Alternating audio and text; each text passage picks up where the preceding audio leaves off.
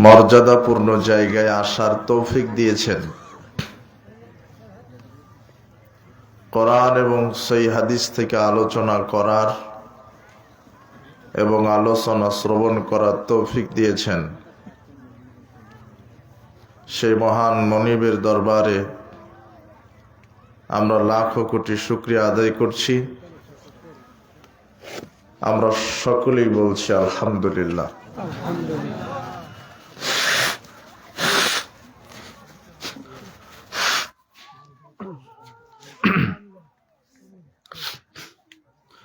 লাখো কোটি দরুদ ও সালাম বর্ষিত হোক মানবতার মুক্তির দূত নবিকুল শিরোমণি নবী সম্রাট সৈয়দুল মুরসালিন রাহমাতাল লিল আলামিন জনাবে মুহাম্মদ রাসূলুল্লাহ সাল্লাল্লাহু আলাইহি ওয়াসাল্লামের প্রতি।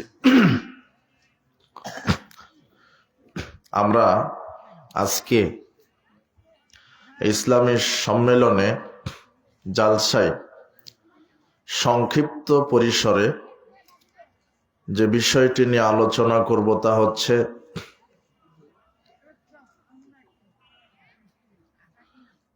দিন প্রতিষ্ঠায়, সমাজ সংস্কারে যুবকদের ভূমিকা, যুবকদের অবদান।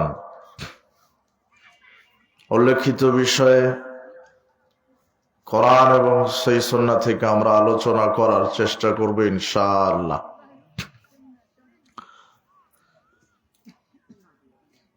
আজকের এই ঘুণে ধরা সমাজ,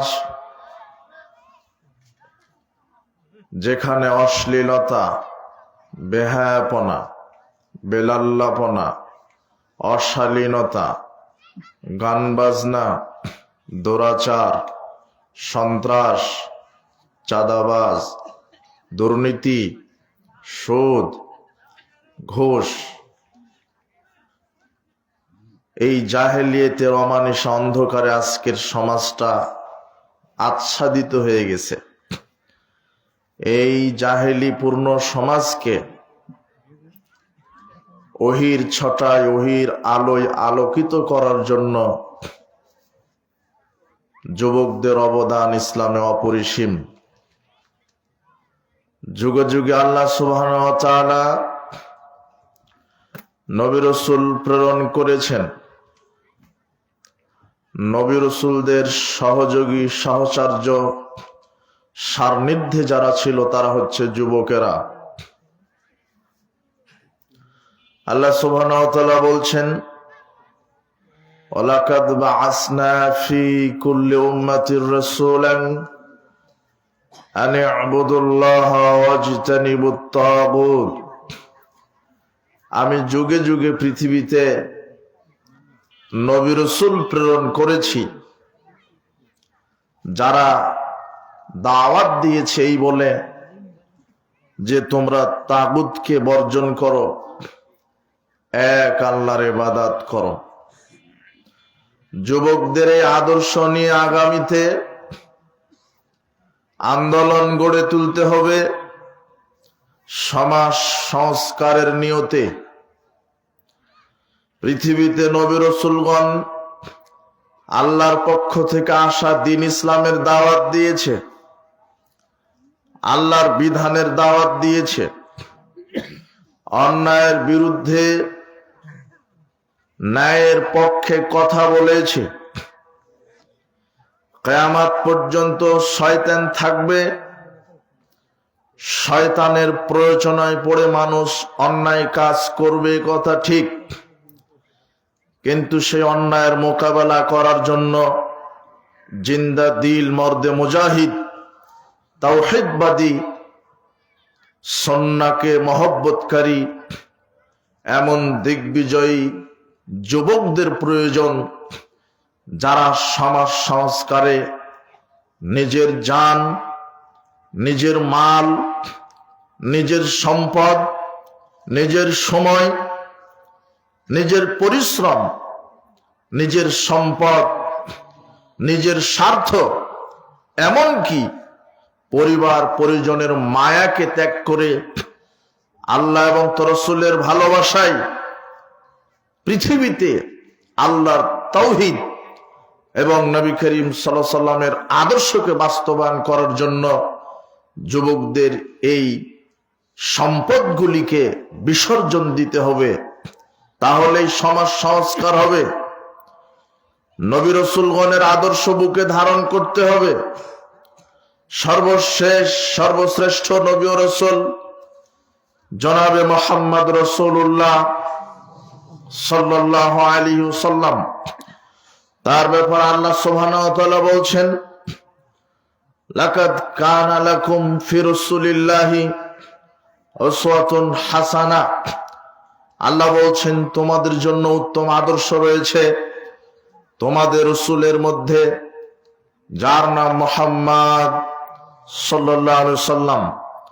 হে মাশারাস শাবাব, হে যুবক দল, তোমরা শুনে রাখো, জেনে রাখো, সমাজ সংস্কারে সমাজের বুক থেকে শিরক, বিদআত, অন্যায়, অপকর্ম, জাহেলিয়াত এগুলোকে কবর দিতে মুহাম্মদ সাল্লাল্লাহু আলাইহি ওয়াসাল্লামের আদর্শের বিকল্প নেই।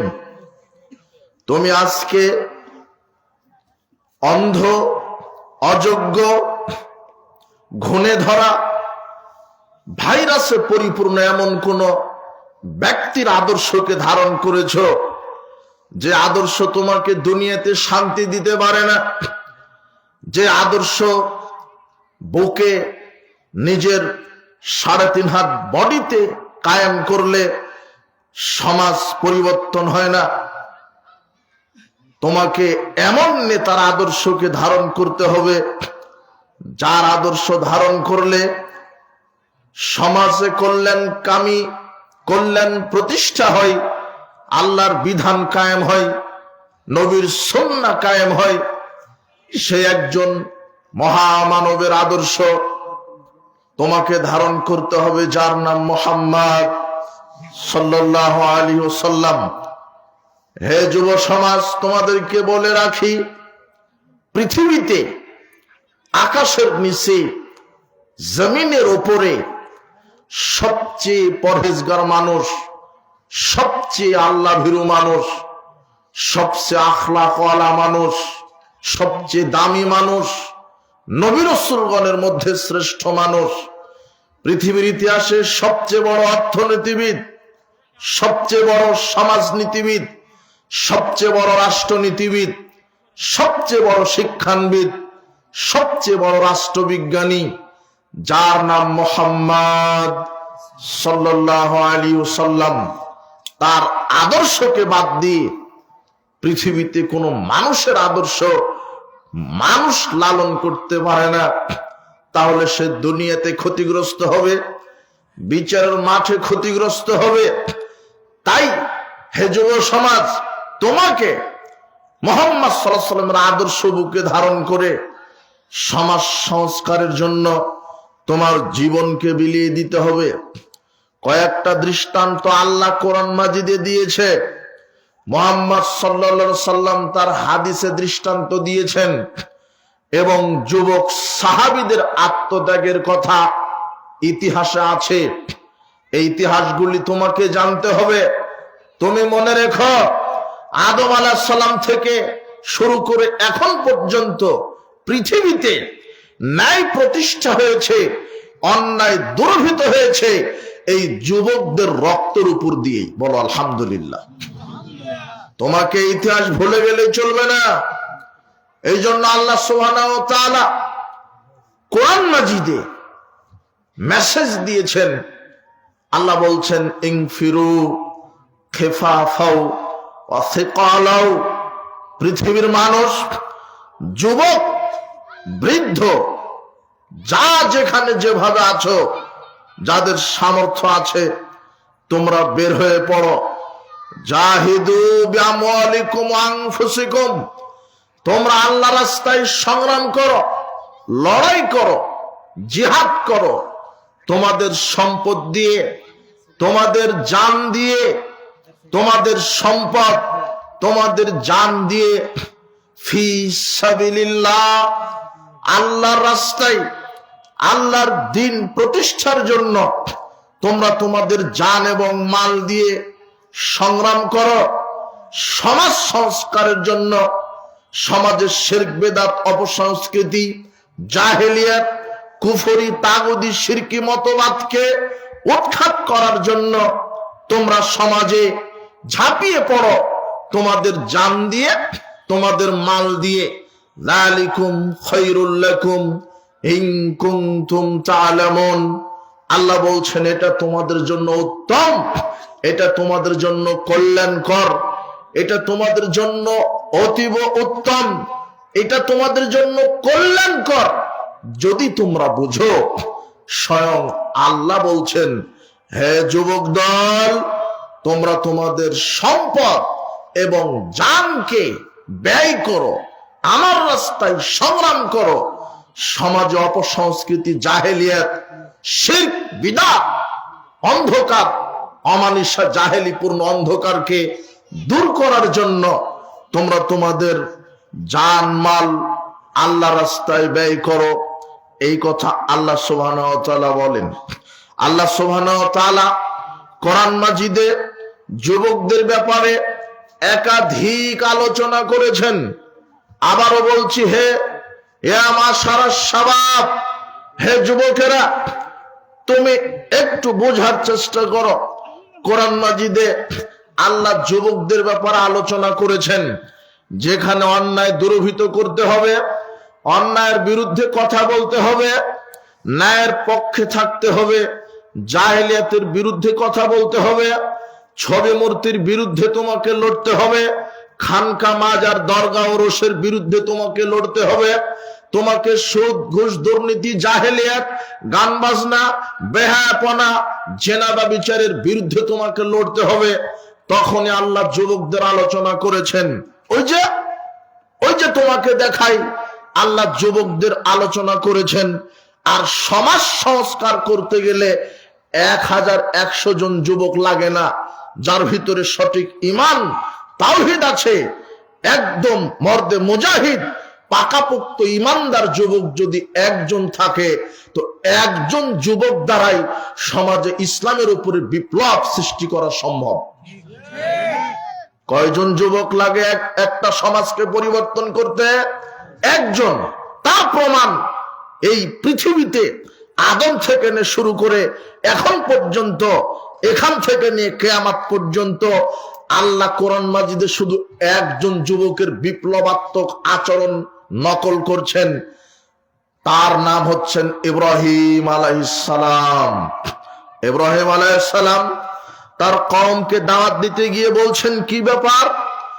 আপনারা যিনি আকাশ জমিনের স্রষ্টা, যিনি আকাশ থেকে বৃষ্টি দেন, জমিন থেকে রুজি দেন, ফসল দেন, যিনি সূর্য চন্দ্র সৃষ্টি করেছেন, যিনি সূর্যকে ডুবিয়ে দিতে পারেন, সূর্যকে উঠিয়ে দিতে পারেন, এমন স্রষ্টাকে বাদ দিয়ে আপনারা কিসের পূজা করেন?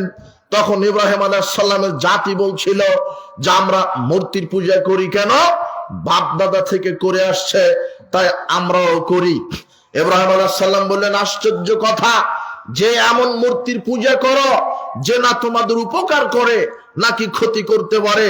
আল্লাহর কসম, ইব্রাহিম আলাইহিস সালাম বলছেন, আল্লাহর কসম, তাল্লাহে, আল্লাহর কসম, তোমরা যদি এখান থেকে চলে যাও, এই মণ্ডপ থেকে, এই দরগা থেকে, এই ওরস থেকে যদি চলে যাও, তোমাদের মূর্তির ব্যাপারে আমি ইব্রাহিম আলাইহিস সালাম একটা ব্যবস্থা করেই ছাড়ব। যখন মণ্ডপ থেকে তার জাতিরা মেলাতে চলে গেল, মণ্ডপ ফাঁকা, সব মূর্তি আছে মণ্ডপে, তখন ইব্রাহিম আলাইহিস সালাম লাঠি নিয়ে সব মূর্তিকে ভেঙে খান খান করে দিলেন, আর লাঠি কুড়ালটা বড় মূর্তির ঘাড়ের উপরে রেখে দিলেন। মেলা থেকে, উৎসব থেকে যখন ইব্রাহিম আলাইহিস সালামের জাতি ফিরে আসলেন, তখন মণ্ডপে ঢুকে দেখে যে মূর্তিগুলি সব ভেঙে খান খান করা হয়েছে। তখন তারা ধারণা করলো কে এই কাজ করেছে। কানাকানি, কানে কানে বলা বলি করতে লাগলো, ইব্রাহিম নামের একজন যুবকের এই কাজ হতে পারে। যুবক, ইব্রাহিম নামের এক যুবক, এটা কোনো বুড়া বৃদ্ধের কাজ নয়, ইব্রাহিম নামের এক যুবকের কাজ হতে পারে। সেই তো আমাদের মূর্তির বিরুদ্ধে কথা বলে। ডাকাও, ইব্রাহিমকে ডাকাও। ইব্রাহিমকে ডাকানো হলো, ইব্রাহিমকে জিজ্ঞাসা করা হলো মূর্তিকে ভেঙেছে কে? ইব্রাহিম আলাইহিস সালাম বললেন, ওই যে বড়টাকে জিজ্ঞাসা করেন, বাল কাবিরুহুম হাদা, ওটাই করেছে, ওই তোমাদের যে বড় মূর্তিটা ওটাই করেছে। তখন জাতি বলছে, আশ্চর্য কথা, ও তো নড়াচড়া করতে পারে না, কথা বলতে পারে না, ওকে জিজ্ঞাসা করব কেন? ও তো ভাঙতে পারে না, গড়তে পারে না। ইব্রাহিম আলাইহিস সালাম বললেন, যে কথাই বলতে পারে না, যার কোনো ক্ষমতা নেই, তোমরা তার কাছে মানত করো কেন?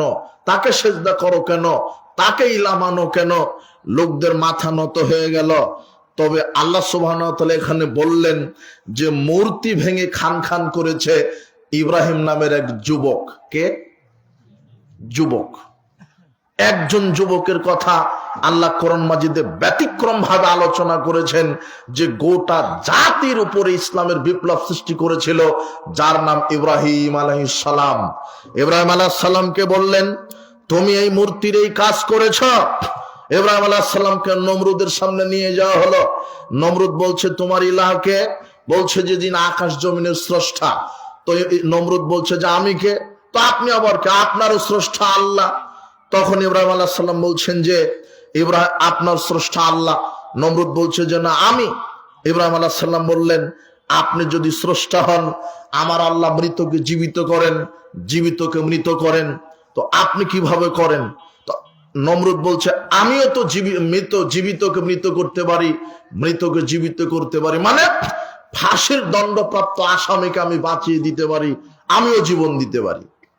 ইব্রাহিম আলাইহিস সালাম এবারে বললেন, আমার আল্লাহ সূর্যকে পশ্চিম দিক থেকে উঠাই, পূর্ব দিক থেকে উঠাই, পশ্চিম দিকে ডুবিয়ে দেই।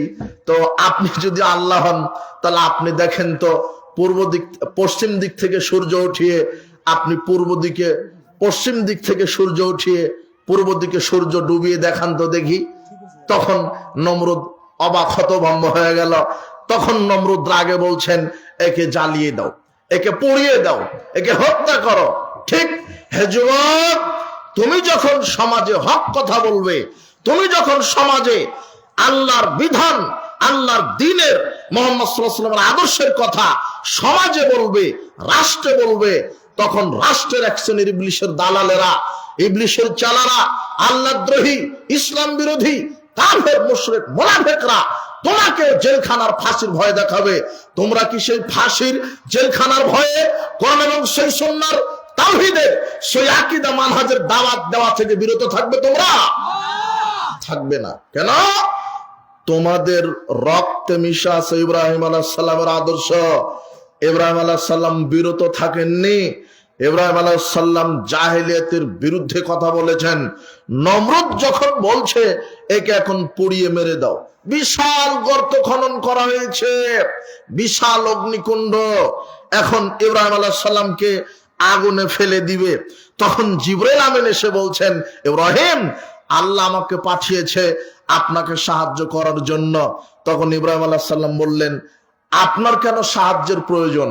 আমি তো আল্লাহর ইবাদত করি, আল্লাহ আমাকে সাহায্য করবে, আপনার তো সাহায্যের আমার প্রয়োজন নেই। যেই এই কথা বলেছে, এইদিকে নমরুদের সেনাবাহিনী ইব্রাহিম আলাইহিস সালামকে আগুনে ফেলে দিচ্ছে। এই মুহূর্তে জিবরাইল বলছে, আমি সাহায্য করতে এসেছি।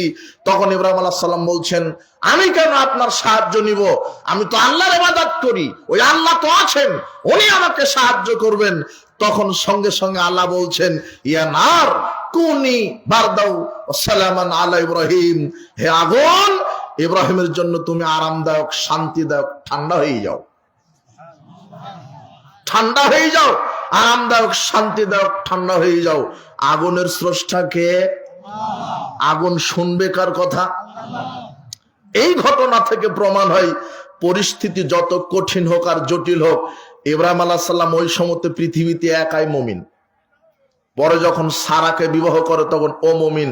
ইব্রাহিম আলাইহিস সালাম বলছেন, সারা, তুমি আর আমি ছাড়া পৃথিবীতে আর তৃতীয় মুমিন নেই। ইব্রাহিম আলাইহিস সালাম একাই। যুবক, তুমি মনে করো না যে আমার দল নেই, জাতি নেই, জনগণ নেই, পুলিশ নেই, র্যাব নেই, প্রশাসন নেই, আমি একাই, এই কথা মনে করো না। বলো তো তোমার কে আছে? ইব্রাহিম আলাইহিস সালাম আল্লাহর কাছে সাহায্য চাইলেন। এই ঘটনা থেকে প্রমাণ হয় যে তুমি যদি ন্যায়ের পক্ষে থাকো আর অন্যায়ের বিপক্ষে থাকো। সমাজ সংস্কারের কাজ যদি হাতে নাও তাহলে বাধা আসবে, পরিবার থেকে বাধা আসবে। ইব্রাহিম আলাইহিস সালামকে বাধা দিয়েছিল প্রথমে তার বাপ। তুমি যদি ন্যায়ের পক্ষে থাকো, সমাজ সংস্কারের কাজে নিজেকে নিয়োজিত করো, প্রথম তুমি বাধাগ্রস্ত হবে বাপ মা থেকে। দাড়ি রাখবে তোমার বাপ মায়ে বলবে বেটা এখন দাড়ি রাখার বয়স হয়নি, বিশ্বাস করো ওটা তোমার বাপ মা না। বুঝুনি মনে হয় কথা? দাড়ি রাখবে তোমার বাপ মায়ে নিষেধ করবে, পরিবার থেকেই বাধা। প্যান্ট টাকনোর উপরে করবে, বলবে যে তুমি তো জিএমবি হয়ে গেছো, শিবির হয়ে গেছো, পরিবার থেকেই বাধা। ইব্রাহিম আলাইহিস সালামকে তার বাপ বলছে বেটা যদি মূর্তির বিরুদ্ধে কথা বলো তাহলে পাথর মেরে তোমার মাথা ফাটিয়ে দিব। বাপ ছেলেকে বলছে এই কথা, বুঝেননি মনে হয় কথা? বাপ ছেলেকে বলছে যে পাথর মেরে মাথা ফাটিয়ে দিব। ইব্রাহিম আলাইহিস সালাম বলছেন আব্বা আসসালামু আলাইকুম, আমি গেলাম, তবে আমার জাতি মূর্তি পূজা করে, মূর্তির সাথে আমার শত্রু, যারা মূর্তি পূজা করে তাদের সাথে আমার শত্রু ততদিন পর্যন্ত যতদিন আল্লাহ তাদেরকে হেদায়েত না দিবে।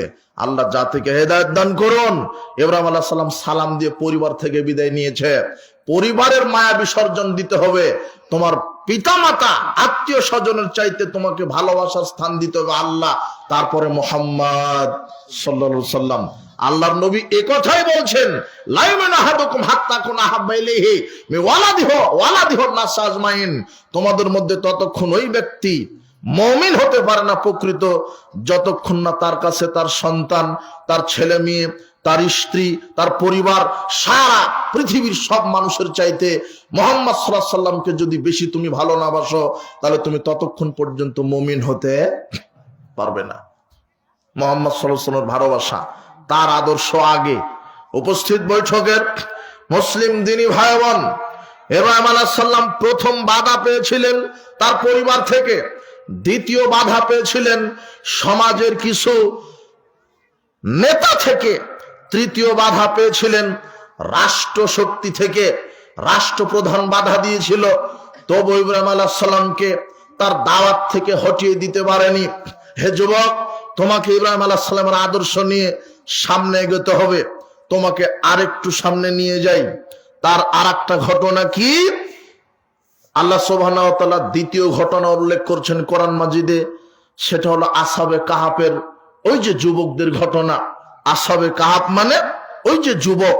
তাফসীর কারকগণ বলছেন 7 জন যুবক, সম্ভ্রান্ত পরিবারের যুবক, যেই যুবকেরা এমন জাতির উপরে জন্মগ্রহণ করেছিল যেই জাতি মূর্তি পূজা করত, যেই জাতি মূর্তি পূজা করত, যেই জাতি আল্লাহর সাথে শিরক করত, যারা আল্লাহকে বাদ দিয়ে মূর্তিকে সিজদা করত, মূর্তির নামে নজর নেওয়াজ, গরু খাসি কোরবানি করত।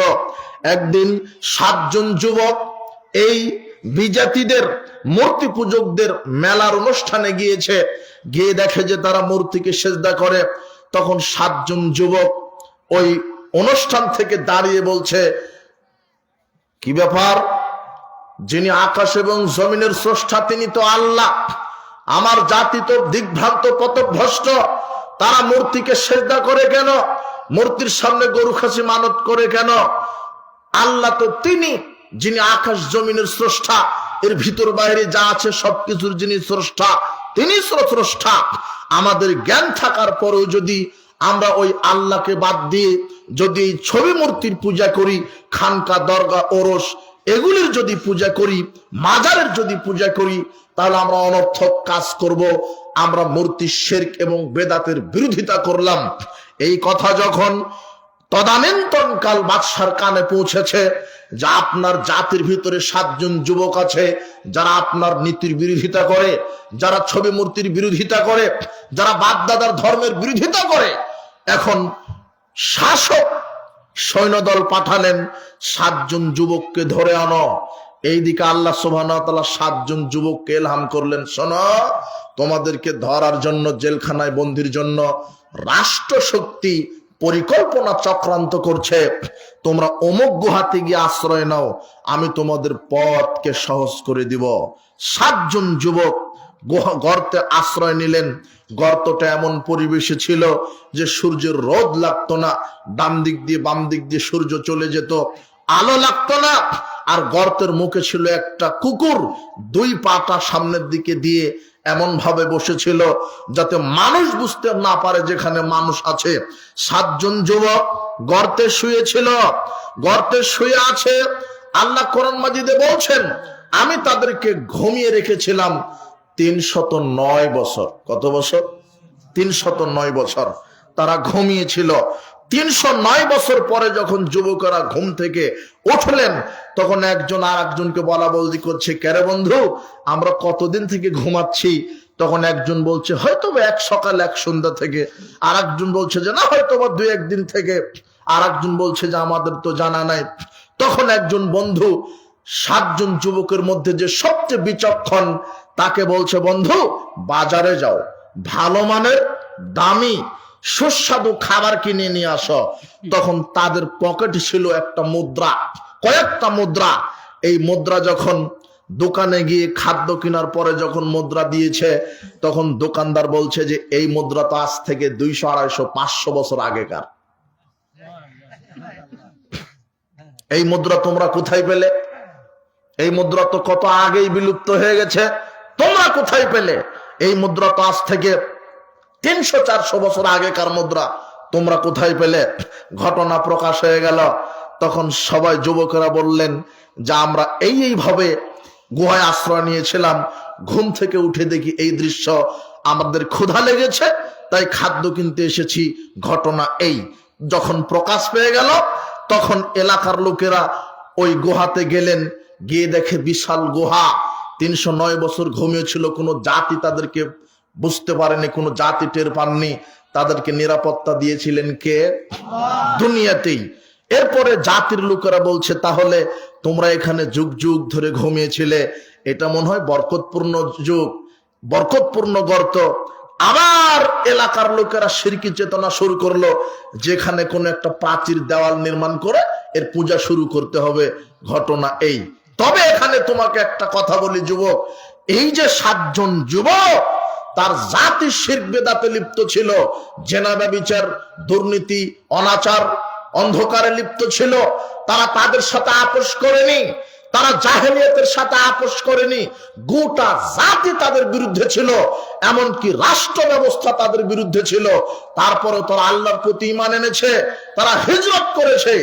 এই ঘটনা থেকে তোমাকে প্রমাণ হয় গোটা জাতি যদি জাহেলিয়াতের দিকে যায়, তুমি যদি একাই থাকো, তোমাকে একা ইসলামের পক্ষে থাকতে হবে। বলো ইনশাআল্লাহ। যদি থাকতে হবে তোমাকে। 2, হকের দাওয়াত দিতে হবে।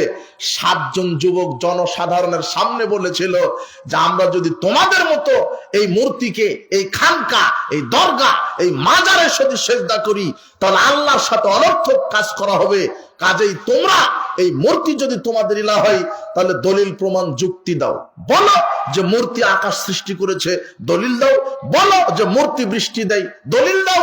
তোমরা বলো যে মূর্তি আকাশ জমিন থেকে রিজিক দেয়, বলো, যুক্তি দাও। জি না, মূর্তি নিজেই ক্ষমতা নেই চলা, যে খানকা দরগায় তুমি মানত করো, ওই পীর নিজেই মারা গেছে, ও নিজেই শুনতে পারে না, ওর কবরে পীর সাহেবের নিজের কি অবস্থা সেই নিজেই জানে, তুমি কিভাবে বুঝলে?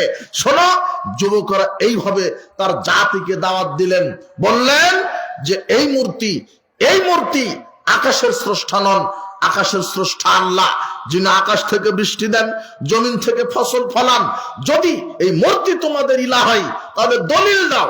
জি না, যে নিজেই চলতে পারে না, মূর্তির নাকের উপরে, নাকের ডগাতে, মাথায় যদি একজন পাখি পায়খানা করে দেয়, পায়খানা সরানোর ক্ষমতা রাখে না, তোমাদের কেমন ইলাহ?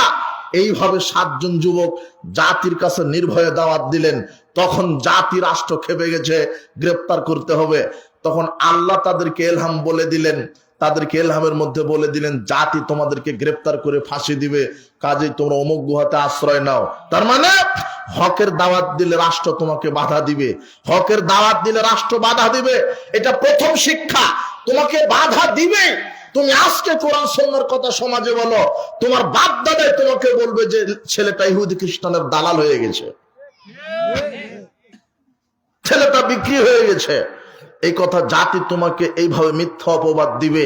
দেখো, হকের দাওয়াত দিলে তোমাকে বাধাগ্রস্ত হতে হবে রাষ্ট্র থেকে। তবে দ্বিতীয় শিক্ষা, হকের পথে দাওয়াত দিলে সাহায্য কার পক্ষ থেকে আসে? আল্লাহর পক্ষ থেকে।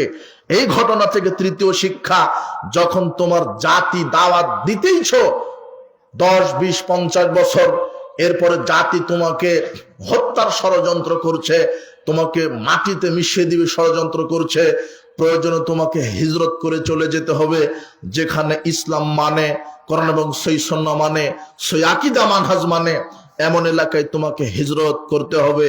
তোমাকে বলে রাখি, আর চতুর্থ শিক্ষা, তোমাদেরকে ইসলামের পথে দাওয়াত দিতে গেলে ভরসা করতে হবে একমাত্র আল্লাহর উপরে। কাদের উপরে? এই 7 জন যুবক কাদের উপরে ভরসা করেছিল? আল্লাহর উপরে। এই শিক্ষা নিয়ে হে যুবক, তোমরা সামনের দিকে এগিয়ে যাও। আমি কোরআন থেকে একজন যুবক জাতিকে পরিবর্তন করে দিয়েছিল, অন্যায়ের বিরুদ্ধে লড়েছিল, একজন যুবক যার নাম ইব্রাহিম আলাইহিস সালাম। আর এখানে দ্বিতীয় যে যুবকদের ঘটনা আল্লাহ উল্লেখ করেছেন, আসহাবে কাহাফের ঘটনা, যারা অন্যায়ের বিরুদ্ধে ন্যায়ের পক্ষে যুদ্ধ করেছে, যাদেরকে আল্লাহ সাহায্য করেছেন। এখন আপনাকে নবী করিম সাল্লাল্লাহু আলাইহি সাল্লাম যুবকদের ব্যাপারে কি বলেছেন, কয়েক মিনিট কথা। এরপরে যুবক সাহাবীদের ইসলাম প্রতিষ্ঠায় ভূমিকা কি ছিল, এই ব্যাপারে কয়েক মিনিট কথা। রাত যেহেতু গভীর হয়েছে, আমি এমন সময়তে সালাম দিয়েছি যেই সময়তে আমি অন্তত সচরাচর প্রোগ্রাম শেষ করে দিই। হয়তোবা মাদ্রাসার প্রোগ্রাম যেমন কেমনটা অনুকূল পরিবেশ, ওরকম প্রচন্ড শীত, এমন একটা অবস্থায় যে এখন বক্তৃতা দেওয়াও কঠিন, আপনার মেমোরিতে ধারণ করাও কঠিন। উপস্থিত বৈঠকের মুসলিম দিনী ভাই বোন, মুহাম্মদ সাল্লাল্লাহু আলাইহি ওয়াসাল্লাম বলছেন যে, আবু হুরায়রা রাদিয়াল্লাহু আনহু বলছেন, রাসূল সাল্লাল্লাহু আলাইহি ওয়াসাল্লাম বলেছেন, সাবআতুন ইউদিল্লুহুমুল্লাহু ফি যিল্লিহি ইয়াওমা লা যিল্লা ইল্লা যিল্লুহু। আল্লাহ বিচার মাঠে 7 শ্রেণীর মানুষকে আরশের ছায়ায় জায়গা দিবেন, যেই দিন তার ছায়া ব্যতীত কোনো ছায়া থাকবে না। 1, ইমামুন আদেল, ন্যায়পরায়ণ শাসক। ন্যায়ের ভিত্তিতে যারা সমাজ, পরিবার, রাষ্ট্র পরিচালনা করে, তাকওয়ার ভিত্তিতে, নবীর আদর্শে, আল্লাহ সুবহানাহু ওয়া তাআলার বিধানে যেই নেতা সমাজ, রাষ্ট্র, পরিবার পরিচালনা করে ন্যায়ের ভিত্তিতে, এই নেতাকে আল্লাহ আরশের ছায়ায় বিশেষ মেহমান হিসেবে বিচার মাঠে জায়গা করে দিবেন। 2, শাবুন নাশা ফি ইবাদাতিল্লাহ। ওই যুবক, যেই যুবক তার যৌবনকাল ক্ষয় করেছে আল্লাহর ইবাদত করে। বলো তো যুবক, ওই যুবককে আল্লাহ আরশের নিচে জায়গা দিবেন যেই যুবক কার ইবাদত করে যৌবনকাল ক্ষয় করেছে?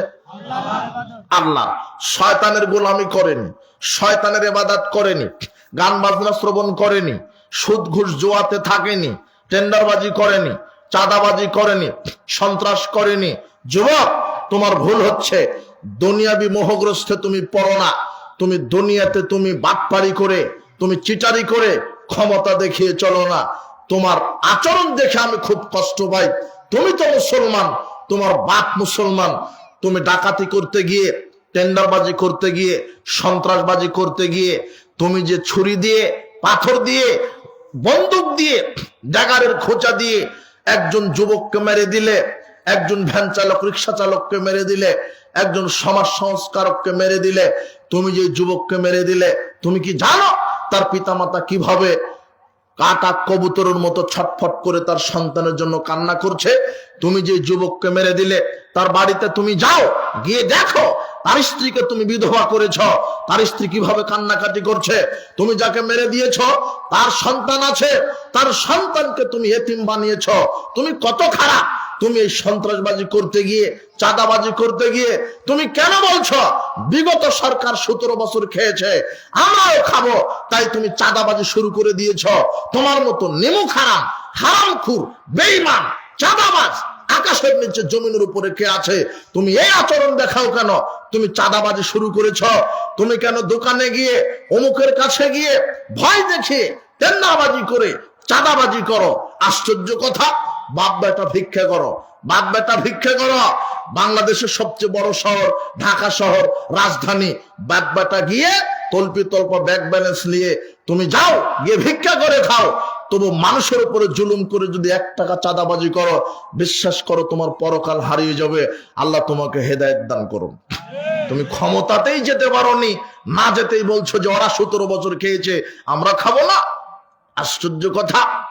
তুমি এইভাবে চাঁদাবাজি শুরু করলে কেন? এইভাবে তুমি দেশ চালাচ্ছ কেন? এইভাবে কেন উগ্রতা দেখাচ্ছ কেন? তোমাকে মৃত্যুবরণ করতে হবে। শোনো, মুহাম্মদ সাল্লাল্লাহু আলাইহি ওয়াসাল্লাম বলছেন 7 শ্রেণীর মানুষকে আল্লাহ আরশের নিচে জায়গা দিবে। তার দ্বিতীয় হলো ওই যুবক, যেই যুবক আল্লাহর বিধানে নিজের জীবন পরিচালনা করেছে, আল্লাহর ইবাদত করেছে, শয়তানের গোলামি করেনি, যে টেন্ডারবাজি করেনি, সন্ত্রাসবাদী করেনি, যে গান বাজনা, জেনা ব্যভিচার, চুরি ছিনতাই, ধর্ষণে লিপ্ত ছিল না, যে ছিল 5 ওয়াক্ত সালাত, রমাদানের সিয়াম, যে ছিল তাসবিহ তাহলিল, যে ছিল কোরআন মাজিদ তেলাওয়াতকারী, যে ছিল আমানতদার, যে ছিল শিষ্টাচারওয়ালা, যে ছিল আখলাকওয়ালা, যে ছিল মুহাম্মদ সাল্লাল্লাহু আলাইহি ওয়াসাল্লাম আদর্শবান, যার মুখে ছিল দাড়ি, প্যান্ট টাকনোর উপরে, যার স্বভাব চরিত্র ছিল সুন্দর। তুমি এমন যুবক হও, তোমার পৃথিবীতে একজন মানুষের আদর্শ বুকে ধারণ করতে হবে। বলো তো সেই মানুষের নাম কি? মুহাম্মদ সাল্লাল্লাহু আলাইহি ওয়াসাল্লাম। আল্লাহর নবী বলছেন 7 শ্রেণীর মানুষকে আল্লাহ আরশের নিচে জায়গা দিবেন। এই হাদিসটা ইবারত করলাম শুধু তোমার জন্য। তুমি আছো 7 শ্রেণীর মধ্যে, তুমি আছো। তুমি মানে তুমি যুবক, তুমি আছো। আল্লাহর নবী বলছেন ওই যুবক, ওই যুবতীকে আল্লাহ আরশের ছায়ায় জায়গা দিবেন, যেই দিন আল্লাহর ছায়া ব্যতীত কোনো ছায়া থাকবে না। যেদিন সূর্য মাথার উপরে থাকবে মানুষের 1 মাইল উপরে, পাপ যত বেশি, তাপ দিবে তত বেশি। কারো সূর্যের তাপে গায়ের ঘাম হবে টাকনু পর্যন্ত, কারো সূর্যের তাপে গায়ের ঘাম হবে হাঁটু পর্যন্ত, কারো সূর্যের তাপে গায়ের ঘাম হবে কোমর পর্যন্ত, কারো সূর্যের তাপে গায়ের ঘাম হবে কাঁধ পর্যন্ত।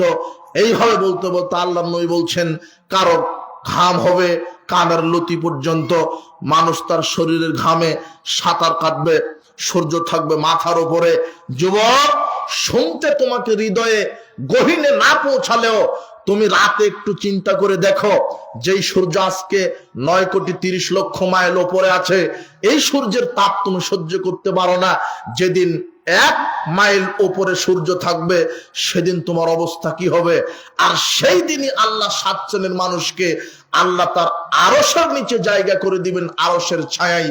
যেই দিন তুমি থাকবে, তুমি মানে তুমি যদি আল্লাহর বিধানে, রাসূলের আদর্শে নিজের জীবনকে সাজাতে পারো, সুন্দরভাবে ইসলামী আকীদায় রাসূল সাল্লাল্লাহু আলাইহি ওয়াসাল্লাম আদর্শ যদি সাজাতে পারো, আল্লাহ তোমাকে আরশের ছায়ায় তোমাকে বিশেষ মেহমান হিসেবে কবুল করবেন। হে যুবক, আজকে তওবা করো। পৃথিবীতে মুহাম্মদ সাল্লাল্লাহু আলাইহি ওয়াসাল্লামের আদর্শ ছাড়া দ্বিতীয় কোন ব্যক্তির আদর্শ টিকবে না। পৃথিবীতে মুহাম্মদ সাল্লাল্লাহু আলাইহি ওয়াসাল্লামের নীতি ছাড়া দ্বিতীয় কোন মানুষের নীতি টিকতে পারে না। পৃথিবীতে মুহাম্মদ সাল্লাল্লাহু আলাইহি ওয়াসাল্লামের নীতি শিক্ষা ছাড়া, মুহাম্মদ সাল্লাল্লাহু আলাইহি ওয়াসাল্লামের শিষ্টাচার ছাড়া, পৃথিবীতে মুহাম্মদ সাল্লাল্লাহু আলাইহি ওয়াসাল্লামের নীতি আদর্শ ছাড়া দ্বিতীয় কোন নীতি আদর্শ থাকতে পারে না। তুমি আজকে রাতে ঘুমানোর পূর্বে চিন্তা করো, আমি যে যুবক, আমার যে 24 ঘন্টা আমি অতিবাহিত করি, আমি কি মুহাম্মদ সাল্লাল্লাহু আলাইহি ওয়াসাল্লাম আদর্শে নিজের জীবনকে সাজাতে পেরেছি? মুখে কি দাঁড়িয়ে আছে? প্যান্টটা কি টাকনোর নিচে? আমি কি মিথ্যা কথা ছাড়তে পেরেছি? আমি কি সত্য কথা বলি? আমি কি ইসলামের কথা বলি? আমি কি মুহাম্মদ সাল্লাল্লাহু আলাইহি ওয়াসাল্লাম আদর্শের কথা বলি? আমি কি অন্যায়ের বিরুদ্ধে কথা বলি? আমি কি ন্যায়ের পক্ষে থাকি? আমি কি ছবি মূর্তি শিরক বেদাতের কথা বলি? আমি কি ছবি মূর্তি শিরক বেদাতের বিরুদ্ধে কথা বলি? আমি কি সালাত সিয়াম হজ যাকাত আদায় করি? আমি কি সমাজে ন্যায়ের প্রতিষ্ঠা করতে পারি? আমি কি হালাল খাই? আমি কি হালাল খাই? আমি কি হালাল খুর না আমি হারাম খুর? আমি কি সুদ খাই? আমি কি ঘুষ খাই? আমি কি দুর্নীতি করি? আমি কি ঘুষ খাই? আমি কি মদ খাই? আমি কি বিড়ি খাই? আমি কি সিগারেট খাই? আমি কি জর্দা খাই? আমি কি ইয়াবা খাই? আমি কি ফেনসিডিল খাই? আমি কি গান বাজনা শ্রবণ করি? আমাকে তো আল্লাহ 24 ঘন্টা দিলেন। হে যুবক দল, শোনো, আল্লাহ বলছেন ওয়াল আসর, সময়ের কসম। আমি আল্লাহ সময়ের কসম দিচ্ছি, সূর্য ডুবায় আমি আল্লাহ, সূর্য উঠায় আমি আল্লাহ। তবে মনে রেখো হে আমার পৃথিবীবাসী, সূর্য একদিন না একদিন আর উঠবে না, চিরদিনের মতো ডুবিয়ে দিব। সময়ের স্রষ্টা আমি, দিনের স্রষ্টা আমি, রাতের স্রষ্টা আমি। হে যুবক, 24 ঘন্টা তুমি কার বিধান মানো? তোমার 24 ঘন্টাতে নেই ইমানের কথা, নেই ওযু, নেই সালাত, নেই আল্লাহ, নেই পরকাল। তুমি মাস্তানি করে বেড়াও, টেন্ডাবাজি করে বেড়াও, লুচ্চামি করে বেড়াও, দাঙ্গাবাজি করে বেড়াও, হাঙ্গাবাজি করে বেড়াও। তোমার কি পরকালের চিন্তা নেই? মৃত্যুবরণ করতে হবে এই চিন্তা কি তোমার নেই? আল্লাহর দরবারে উঠতে হবে এই চিন্তা কি তোমার নেই? তুমি দুনিয়াতে 24 ঘন্টা তুমি পালন করো, 24 ঘন্টা তুমি অতিবাহিত করো, তুমি কার আদর্শে চলছো? তুমি কি একদিন ভেবে দেখেছ? তুমি বলছো যে আমি অমুক নেতার আদর্শ বুকে ধারণ করি। হারামখোর, তুমি যে নেতার আদর্শ বুকে ধারণ করো ও 100টাতে 99টা মিথ্যা কথা বলে। তুমি যে নেতার আদর্শ ধারণ করে চলছো, তুমি যে নেতার ক্যানভাস করছো, ওলো হারামখোর, ওলো মদখোর, ও বিড়িখোর, ও সিগারেট খোর, যার ওযু নাই, যার সালাত নাই, আল্লাহ পরকাল নাই। তোমার নেতা 24 ঘন্টা আন্দোলন করে, সেমিনারে বক্তব্য দেয়, যেখানে তাওহীদের কথা বলে না, আল্লাহর কথা বলে না, আল্লাহর বিধানের কথা বলে না। এমন নেতার পিছনে কেন ঘুরো? এই নেতাকে কবর দাও। একমাত্র অভ্রান্ত নেতা, সত্য নেতা, মহামানব, সর্বশ্রেষ্ঠ নবী রাসূল মুহাম্মদ সাল্লাল্লাহু আলাইহি ওয়াসাল্লামের আদর্শ তুমি ধারণ করো, বিশ্বাস করো। তার আদর্শ ছাড়া পৃথিবীতে কোনো দ্বিতীয় কোনো মানুষের আদর্শ টিকতে পারে না। তুমি কার আদর্শ বুকে ধারণ করছো? তুমি একটু ভাবো, তোমাকে মৃত্যুবরণ করতে হবে।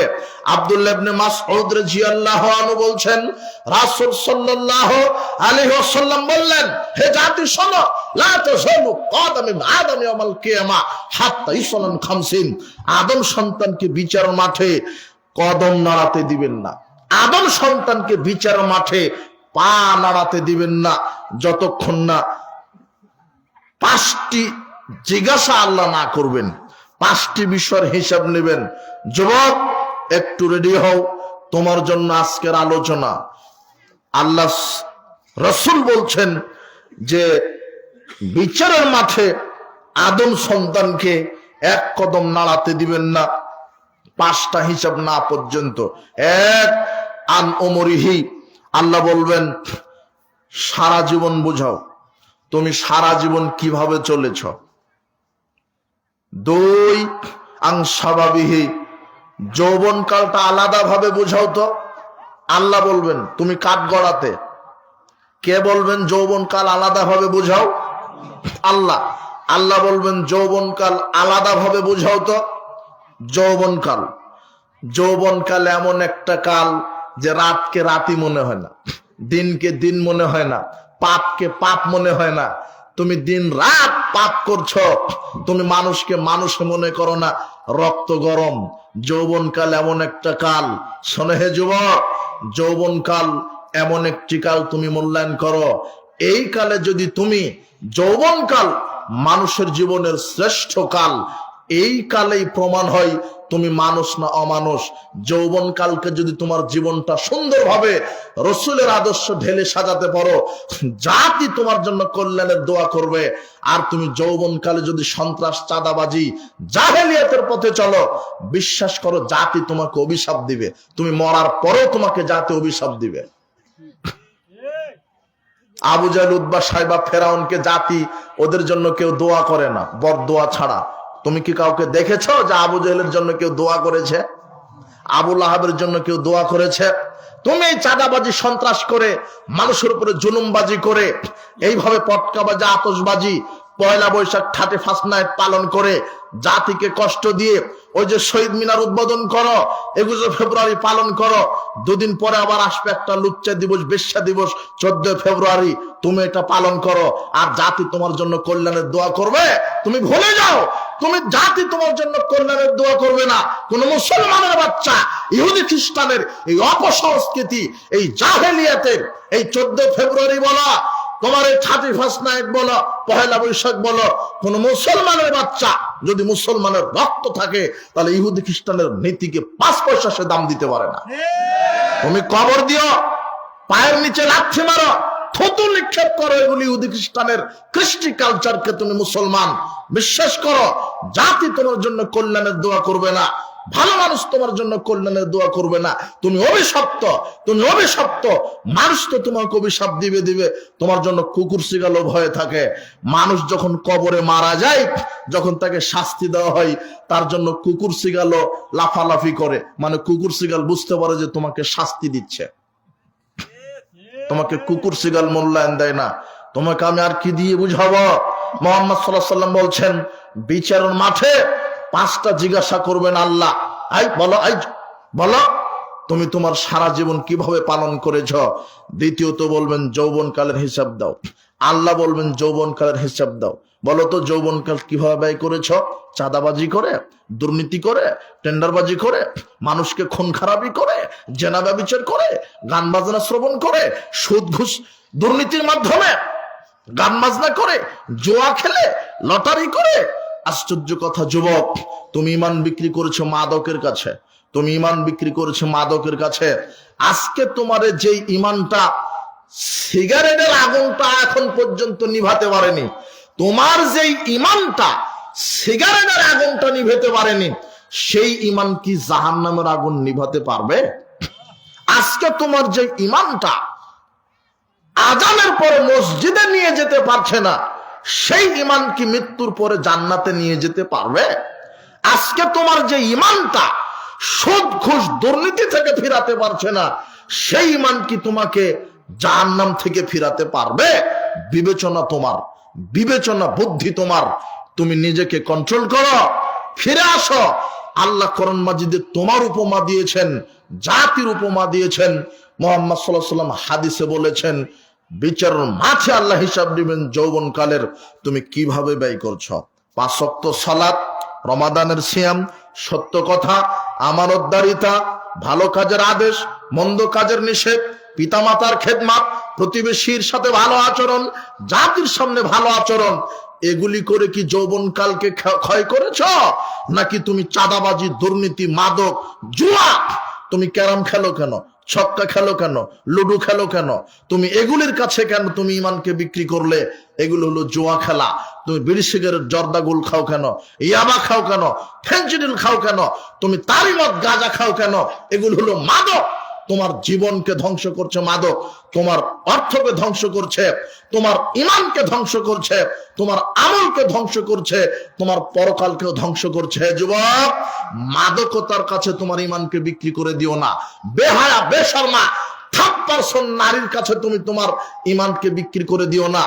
আল্লাহর নবী বলছেন, ফাত্তাকুদ দুনিয়া ওয়াত্তাকুন নিসা, দুনিয়া থেকে বেঁচে থাকো, নারী থেকে বেঁচে থাকো। দুনিয়া থেকে বেঁচে থাকো মানে অবৈধভাবে সম্পদ উপার্জন করো না, অবৈধভাবে সম্পদ উপার্জন করো না। নারী থেকে বেঁচে থাকো মানে অবৈধভাবে জেনায় লিপ্ত হও না। ওই 30% বেহায়া বেশরমা নগ্ন পচা দুর্গন্ধযুক্ত একেবারে ইতর শ্রেণীর একেবারে নগ্ন বেহায়া বেশরমা নারীর পিছনে ছুটে ইমানকে নষ্ট করো না। আল্লাহর নবী বলছেন, বেহায়া বেশরমা নগ্ন 30% নারীকে দেখলে অভিশাপ দাও। ওর অভিশপ্ত জাতি, বেহায়া বেশরমা জাতি, অভিশপ্ত জাতি, ওর কারণে দেশে গজব নাজি হয়। আল্লাহর নবী বলছেন, ইদা যাহারা জিনা ওয়া রিবা ফি কারিয়াতিন, যখন সমাজে বেপর্দা চালু হয়ে যায়, বেহায়া বেশরমা যৌনতা জেনাবা বিচার প্রকাশ পায়, ফাকাদ আহাল্লু বানফুসিহিম বিআযাবিল্লাহ, তখন সেই জাতির উপরে আল্লাহ গজব নাজিল করাকে হালাল করে দেন। আজকে ভূমিকম্প, টর্নেডো, অনাবৃষ্টি, খরা, বিভিন্ন রোগ, এগুলির কারণ হচ্ছে মানুষের পাপের ফসল। শোনো, ওই মেয়েটা নগ্নভাবে চলছে মানে এই কারণে আল্লাহ ভূমিকম্প দিচ্ছে। যেই দেশে যত নগ্নতা বেহায়াপনা বেড়ে যাবে, যেই দেশে যত মাদক বেড়ে যাবে, গান বাজনা নর্তকী বেড়ে যাবে, আল্লাহ সেই দেশে তত ভূমিকম্প দিবেন, গজব দিবেন। আল্লাহ নবী বলছেন, খারাপ ব্যক্তির একটা প্রতিক্রিয়া আছে, পাপিষ্ঠ ব্যক্তির একটা প্রতিক্রিয়া আছে। যদি একটা পতিতালয়, বেশ্যালয়, পতিতালয়, বেপর্দা 30% মহিলা যদি আবাদি ফসলের উপর দিয়ে হেঁটে যায়, তাহলে আল্লাহ নবী বলছেন ওই ফসলে আল্লাহ বরকত উঠিয়ে নেবেন, কমিয়ে দিবেন। ও কত খারাপ। আর আল্লাহ নবী বলছেন, আইয়ুমা ইমরাতিন ইস্তাতারাত ফামারাত আলা মাজলিসিন, যখন কোন মহিলা সাজসজ্জা গ্রহণ করে, বডিতে স্প্রে দেয়, সুগন্ধি ব্যবহার করে, ঠোঁটে লিপস্টিক দেয়, কপালে ফোঁটা দেয়, নখ বড় রাখে, নগ্ন হয়ে চলে, জনগণের সামনে দিয়ে যায়, হাটে বাজার স্কুল কলেজে যায়, আল্লাহ নবী বলছেন ও হলো পতিতালয়ের নারী, ও হলো ফাইয়ে জানিয়ে, ও জেনাকারিনী নারী। আর উলঙ্গ নারী যদি কোনো জমিনের উপর দিয়ে যায়, ওই জমিনের বরকত আল্লাহ উঠিয়ে নেন। কোন চাঁদাবাজ, দুর্নীতিবাজ, হারামখোর, ওগুলো অভিশপ্ত কোন পাপী লোক যদি কোনো জমিনের উপর দিয়ে যায়, ওই জমিনের বরকত আল্লাহ উঠিয়ে নেন। তাই তো আল্লাহর নবী বলছেন, লোকটা যদি বুঝতে পারো খারাপ হয়, মারা গেছে, যত দ্রুত তাকে মাটিতে পুঁতে দাও। খারাপ লোক মরে গেল প্রতিক্রিয়া, ও যতক্ষণ মাটির উপরে থাকবে ততক্ষণ আকাশবাসী জমিনবাসী কষ্ট পাবে, আকাশবাসী জমিনবাসীর ক্ষেত খামার ফসল এগুলি বরকত নষ্ট হবে। খারাপ মানুষ মরে গেলেও তার খারাপ প্রতিক্রিয়া থাকে, ও কত খারাপ। আজকে তুমি তওবা করো, কোনোদিন এই মাদক মুখে দিবে না, আল্লাহ তোমাকে হেদায়েত দান করুন। আজকে তওবা করো, জোয়ার আড্ডাতে বসবে না, তোমার বোনকে যেন বেপরদায় আর চলতে না দেখি, তোমার স্ত্রী ল্যাংটা করে কাপুরুষ, কুকুরের একটা হায়া আছে মনে হচ্ছে, এখনকার কুকুর অত বেহায়া নয়, অন্তত জেনা করলেও ওই যে খেড়ের পালার উঁতে যায়, খেড়ের পালার ওই আশেপাশে থাকে, কুকুরের এখন একটা হায়া আছে, তোমার হায়া নাই। তুমি এত 3 নাম্বার 3rd পারসন ইতর শ্রেণীর মানুষ, তুমি তোমার বইয়ের ছবি ফেসবুকে আপলোড দিয়ে বলছো যে এটা জাতির সম্পদ। তুমি তোমার বইয়ের ছবি ফেসবুকে আপলোড দিলে কেন? ওটা তো তোমার বউ। মোহর দিলে তুমি জাতি দেখে বলবে কি সুন্দর মাল। এটা লজ্জা থাকা দরকার তো তোমার, তোমার তো লজ্জা হায়া থাকা দরকার তোমার। তুমি এত ইতর শ্রেণী হলে কেন? তুমি তোমার বউয়ের ছবি ফেসবুকে আপলোড দিবে কেন? আর ল্যাংটা করে সাজিয়ে মোটরসাইকেলে তুমি এইভাবে ঈদের মার্কেট করতে যাবে, অমুক জায়গায় যাবে কেন? ওটা তো তোমার সম্পদ। তোমার ওই স্ত্রীর উপর আল্লাহর অভিশাপ, জাতির অভিশাপ, তুমি মনে রেখো। হে যুবক, এই জন্য আল্লাহর নবী বলছেন ইয়ামা সারাস শাবাব মান ইসতাতা মিনকুমুল বাত, হে যুবকেরা, পুরুষ হলে বিবাহ করো। কি হলে বিবাহ? পুরুষ। কাপুরুষ হলে আল্লাহ নবী বিবাহ করতে বলেননি। কাপুরুষ হলে বউকে বলতে পারবে না এই পর্দা করো, এই বাড়ি যাওয়া হবে না, বাজারে যাওয়া হবে না। আর পুরুষ হলে বলতে পারবেন। পুরুষ হলে বলা যায় চোখ যেভাবে চলবে বউ সেভাবে চলবে, আর নাম পুরুষ। আর আল্লাহ নবী বলেছেন পুরুষের একটা বৈশিষ্ট্য হবে আল্লেক আসাকালা বা আবেগ, স্বামী তার একটা লাঠি কেটে রাখবে, লাঠি কেটে দরজার সামনে ঝুলিয়ে রাখবে। আজকে বাড়িতে গিয়ে লাঠিটা দরজার সামনে ঝুলিয়ে রাখবেন, তাহলে স্ত্রী বুঝতে পারবে যে সময় মতো সালাত আদায় না করলে এটা পিঠে আছে। আর যেই যুবক তুমি বিবাহ করনি, আজকে বিবাহের যখন বিবাহ করতে যাচ্ছ, বর সেজে বিবাহ করতে যাচ্ছ, যাওয়ার আগে লাঠিটা ঝুলিয়ে রাখবে দরজাতে। নতুন বউ নিয়ে ঢুকতেই বলবে এই শোনো, এই যে এটা আছে। তখন বউ বলবে ও ঠিক আছে, উল্টা পাল্টা হলে কি আছে। আর আল্লাহর নবী বলছেন ওয়ালা তারফাসা কানহুম আদাবান, তোমরা পরিবার থেকে লাঠি উঠিয়ে নিও না, লাঠি রাখা লাগবে পরিবারে। ছেলেকে দেখাবেন এই যে বেটা এইটা, মেয়েকে দেখাবেন এই যে, তাহলে মেয়ে আর কোচিং এর নাম করে দুপুর 12টায় গিয়ে রাত 12টায় লুচ্চামি করে আসবে না। মেয়ে বলবে যে না, আধা ঘন্টা লেট হলে এইটা আছে। এই জন্য আল্লাহ নবী বলছেন পুরুষ হলে বিবাহ করো। আপনি এত জোরে ঠিক বলছেন, তো আপনি তো কাপুরুষ, বইয়ের কাছে আপনি বিক্রি হয়ে গেছেন। ও যেদিন বিবাহ করেছো সেদিনই তুমি বিক্রি হয়ে গেছো। হাটে গেলে গরু কিনে পাওয়া যায় 2 লক্ষ 3 লক্ষ টাকা দিয়ে ভালো মানের গরু। তুমি, তোমার বউ, তোমার শ্বশুর আর তোমার শাশুড়ির কাছে তুমি গরু ছাগল, তোমাকে ওই দিনে 3 লক্ষ টাকা যৌতুক দিয়ে গরু ছাগলের মতো কিনে নিয়েছে তোমাকে। যারা যৌতুক নিয়ে বিবাহ করেছো বিশ্বাস করো তারা কাপুরুষ অধিকাংশই। তুমি এখন তোমার বউয়ের কাছে গরু ছাগল কেন? তোমাকে 3 লক্ষ টাকা দিয়ে কিনে নেওয়া হয়েছে, বুঝনি মনে হয় তুমি। তুমি তোমার শ্বশুরের কাছে গরু ছাগল, তোমাকে 5 লক্ষ টাকা অথবা একটা মোটরসাইকেল দিয়ে কিনে নেওয়া হয়েছে। ও যা বলবে তাই। আজকে তওবা করো, যৌতুক নিয়ে বিবাহ করবা না। আজকে তওবা করো, যৌতুক নিয়ে বিবাহ করবা না। উপস্থিত বৈঠকের মুসলিম দিনী ভাই বোন, আল্লাহর নবী বলছেন বিচারের মাঠে জিজ্ঞাসা করবেন তোমার যৌবনকাল বুঝাও, যৌবনকাল বুঝাও। সর্বশেষ অংশ, সময় সংকীর্ণতার কারণে সর্বশেষ অংশ, যুবকদের ইসলামে অবদান, ইসলাম প্রচার প্রতিষ্ঠায় যুবকদের অবদান, যুবক সাহাবীদের অবদান। সাহাবীগণ নিজের অর্থ সম্পদ, সময়, শ্রম আল্লাহর দ্বীনকে প্রতিষ্ঠা করার জন্য সবকিছু বিসর্জন দিয়েছে। আল্লাহ কোরআন মাজিদে বলছেন, আমি কি তোমাদেরকে এমন ব্যবসার কথা বলবো না যে ব্যবসা করলে জাহান্নামের আগুন থেকে বাঁচা যায়? অবশ্যই বলবো। তা হলো জানমাল দিয়ে আমার রাস্তায় জিহাদ করো, জানমাল দিয়ে আমার রাস্তায় জিহাদ করো। এই আয়াতগুলি যখন নাজিল হতো তখন সাহাবায়ে কেরাম নিজের জানমাল দিয়ে ইসলাম প্রচার প্রতিষ্ঠায় নিজেকে বিলিয়ে দিয়েছে। আল্লাহর নবী বলছেন, তাবুকের যুদ্ধে যেতে হবে, আমাকে কে কিভাবে সহযোগিতা করবে? তখন উসমান রাদিয়াল্লাহু আনহু বলছেন, আমি তাবুকের মাঠে, তাবুক যুদ্ধে যত সৈন্য যাবে তার অর্ধেক সৈন্যের খাওয়া খরচ আমি বহন করব। তাবুকের যুদ্ধে ছিল 30,000 সৈন্য। ওসমান রাদিয়াল্লাহু আনহু বলছেন, আমি অর্ধেক সৈন্য যাতায়াতের খরচ বহন করব, আর 15,000 আমি উট দান করব। কত হাজার? 15,000 উট দান করবেন। ওমর ইবনুল খাত্তাব বলছেন, আমার সম্পদের অর্ধেক দিয়ে দিলাম। অর্ধেক দান করার পরে বলছেন যে আজকে আবু বকর রাদিয়াল্লাহু আনহুকে আমি ডিঙিয়ে গেলাম, আবু বকর রাদিয়াল্লাহু আনহুর চাইতে আমি বেশি দান করলাম। আবু বকর রাদিয়াল্লাহু আনহুকে আল্লাহর নবী বলছেন, তুমি কি দিবে? তখন আল্লাহর নবী এই কথা বলার পরে আবু বকর সিদ্দিক রাদিয়াল্লাহু আনহু বলছেন, আল্লাহর নবী, আল্লাহর আপনাকে আমার বাড়িতে রেখে আমার যা আছে সবই দিয়ে দিলাম। এটা এমন একটা কথা, এমন একটা বাক্য বললেন যে এই বাক্য ডিঙিয়ে পৃথিবীর আর দ্বিতীয় কোনো মানুষ যেতে পারবে না। সবাই দানের প্রতিযোগিতা করছে। আল্লাহর নবী যখন বললেন, মান জাহাজা জাইসাল উসরাতি ফালাহুল জান্নাহ, তাবুকের যুদ্ধে যে যা দান করবে তার উপরে আল্লাহ জান্নাতকে ওয়াজিব করে দিবেন। সাহাবীগণ প্রতিযোগিতা শুরু করেছেন। আল্লাহর কালেমা তাওহীদকে সমুন্নত করতে হবে।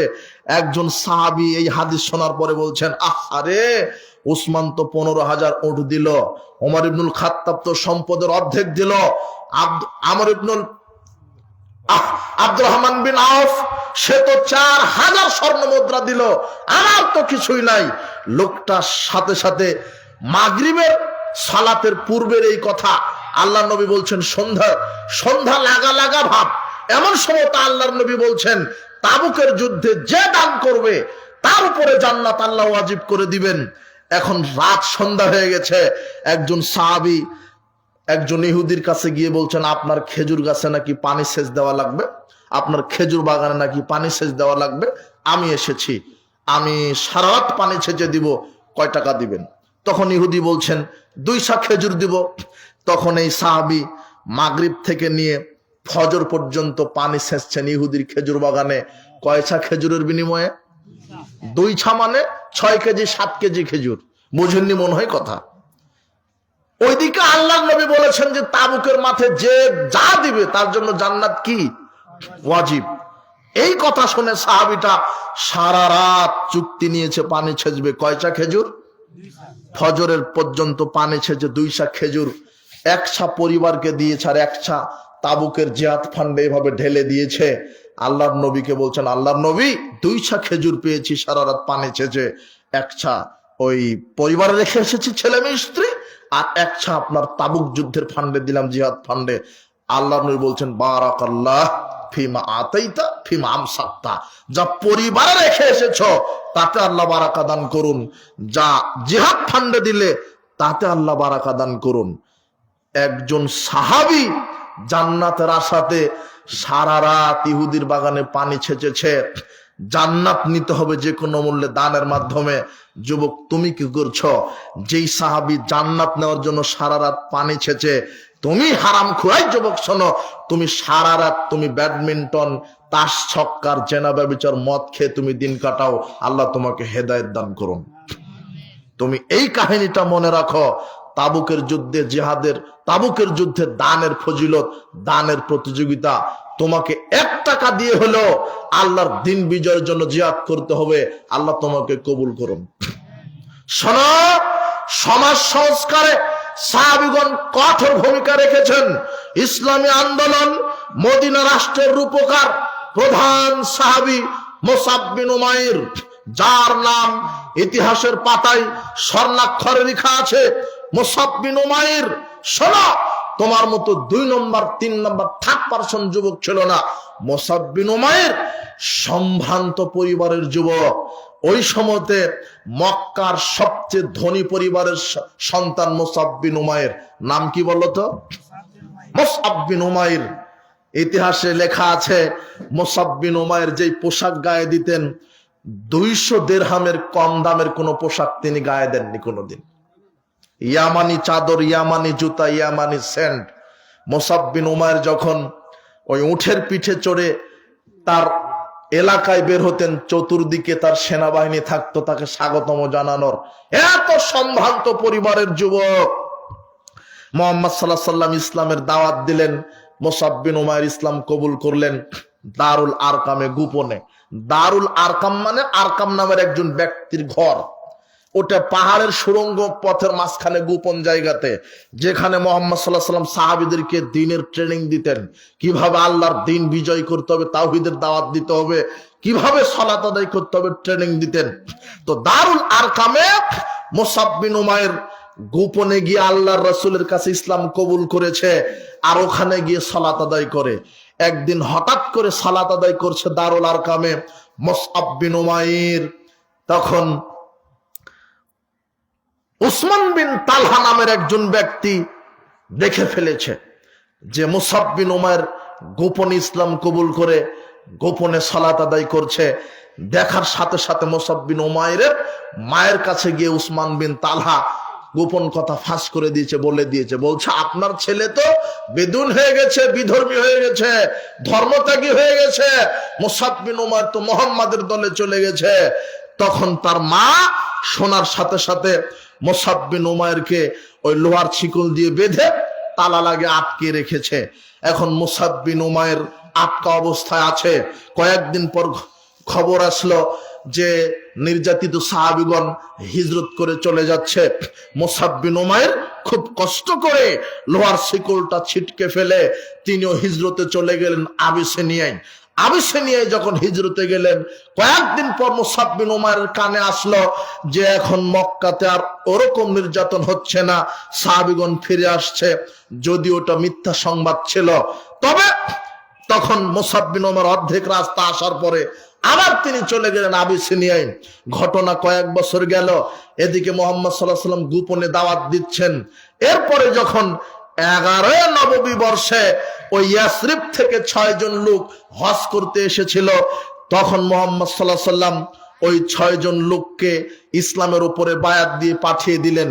12 নববী বর্ষে যখন 12 জন লোক আসলেন ইয়াসরিব থেকে মক্কাতে হজ করতে, তখন ওর মধ্যে ছিলেন আসআদ বিন জুরারা।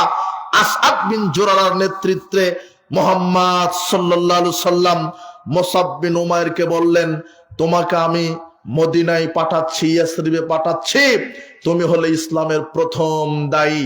মুসআব বিন উমাইর এবারে দায়ী। এই যুবক শোনো, তোমাকে মুসআব বিন উমাইর হতে হবে। মুসআব বিন উমাইর শুধু একটা নাম নয়, এটা বিপ্লবের নাম, এটা ইতিহাসের নাম, এটা সমাজ সংস্কারের নাম। সারা পৃথিবীতে আজকে ইসলামের বিপ্লব হয়েছে একজন যুবকের মাধ্যমে, যার নামই ছিল মুসআব বিন উমাইর। মদিনাতে রাষ্ট্র কায়েম হয়েছিল ইসলামের, ইসলামী রাষ্ট্রের প্রধান রূপকার ছিল এই মুসআব বিন উমাইর, যাকে তৈরি করেছেন স্বয়ং মুহাম্মদ সাল্লাল্লাহু আলাইহি ওয়াসাল্লাম, যিনি মুহাম্মদ সাল্লাল্লাহু আলাইহি ওয়াসাল্লামের আদর্শে তৈরি হয়েছিলেন। মুহাম্মদ সাল্লাল্লাহু আলাইহি ওয়াসাল্লাম মুসআব বিন উমাইরকে বলছেন, মুসআব তুমি আসাদ বিন জুরারার সাথে ইয়াসরিবে যাও, মদিনায় যাও, মদিনার অলিতে গলিতে দাওয়াত দাও, তুমি আসাদ বিন জুরারার বাড়িতে থাকবে, দিন রাত দাওয়াত দিবে। মুসআব বিন উমাইর আসাদ বিন জুরারার বাড়িতে গেলেন। কোথায় মক্কা, কোথায় মদিনা, 450 কিলোমিটার। মুসআব বিন উমাইর পরিবারের কথা চিন্তা করলেন না, তিনি আল্লাহ এবং তার রাসূলের কথা ভেবে মহব্বতে তার অর্থ সম্পদ সবকিছুকে ছেড়ে দিয়ে তিনি চলে গেলেন আল্লাহর দ্বীন প্রতিষ্ঠার জন্য। জানমাল দিয়ে তিনি বিসর্জন দিয়ে তিনি চলে গেলেন ইয়াসরিবে, গিয়ে এখন দিনরাত দাওয়াত দিচ্ছে। বনু আব্দে আশআল গোত্রে প্রথমেই ঢুকেছে, ঢুকে দাওয়াত দিচ্ছেন। বনু আব্দুল আশআল গোত্রের দুইজন একেবারে শক্তিশালী নেতা ছিল, একটা হলো সাদ বিন মুআজ, আর আরেক হচ্ছে আসাদ বিন জুরারা। উসাইদ বিন হুজাইর, সাদ বিন মুআজ আর উসাইদ বিন হুজাইর দুইজন ছিল খুব কট্টর নেতা, শক্তিশালী নেতা। এখন মুসাব বিন উমাইর যখন বনু ইবনে আব্দুল আশআল গোত্রে দাওয়াত দিচ্ছেন, তখন সাদ বিন মুআজ বলছেন, এই কে এসেছে ছেলেটা, দেখো তো আমাদের সরল সাদা মানুষকে ভ্রান্ত পথে নিয়ে যাচ্ছে। তখন উসাইদ বিন হুজাইর লোহার সাঁড়াশে নিয়ে মুসাব বিন উমাইরের কাছে গিয়েছে, গিয়ে বলছে, আপনি কোথা থেকে এসেছেন, এই দাওয়াত বন্ধ করেন, না হলে আপনাকে শাস্তি দেওয়া হবে, একেবারে লোহার সাঁড়াশি দিয়ে মেরে দিব। তখন মুসাব বিন উমাইর বলছে, শান্ত হন, বসেন, আমার কথা শোনেন, ভালো লাগলে মানবেন, না লাগলে মানবেন না। শান্ত হলেন। উসাইদ বিন হুজাইর বসলেন। মুসাব বিন উমাইর কোরআন থেকে হৃদয়গ্রাহী তেলাওয়াত শুরু করে দিলেন। এরপরে বললেন, শোনেন, একমাত্র আল্লাহর ইবাদত করতে হবে, ছবি মূর্তি খানকা এগুলি আমাদের ইলাহ নয়, এগুলির কোনো ক্ষমতা নেই, এগুলি মানুষই তৈরি করে, এর কাছে চেয়ে আপনার কি হবে, একমাত্র আল্লাহকে সেজদা দিতে হবে, আল্লাহর নামে গরু খাসি মানত করতে হবে, কুরবানি করতে হবে, এগুলি বাপ দাদার ছবি মূর্তি পূজা ছাড়ুন, এক আল্লাহর ইবাদত করুন। আল্লাহ হলেন একজন, যিনি আকাশের স্রষ্টা, যিনি জমিনের স্রষ্টা। ইলাহ কোনোদিন শতাধিক হতে পারে না, ইলাহ একজন হয়, তিনি হচ্ছেন আল্লাহ। তখন উসাইদ বিন হুজাইর বলছে, কথা তো সুন্দর। সঙ্গে সঙ্গে উসাইদ বিন হুজাইর, পাশে ছিল ঝর্ণা, গোসল দিয়ে এসে মুসাব বিন উমাইরের সামনে বলছেন, আশহাদু আল্লা ইলাহা ইল্লাল্লাহু ওয়া আশহাদু আন্না মুহাম্মাদান আবদুহু ওয়া রাসূলুহু, আমি সাক্ষ্য দিচ্ছি আল্লাহ ছাড়া কোনো প্রকৃত মাবুদ নেই, আমি সাক্ষ্য দিচ্ছি মুহাম্মদ আল্লাহর নবী ও রাসূল।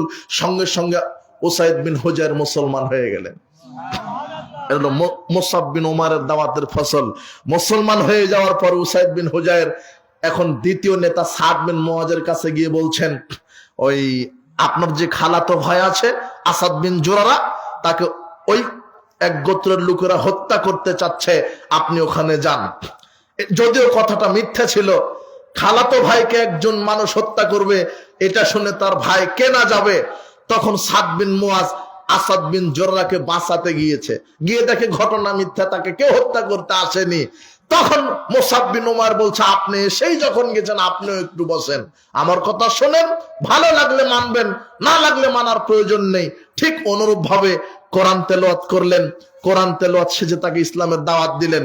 এখন সাদ বিন মুআজ ইসলামের দাওয়াত এত ভালো লাগলো মুসাব বিন উমাইরের কথা, সুমিষ্ট ভাষা। এই যুবক, উগ্রতা দিয়ে ইসলাম কায়েম হয়নি।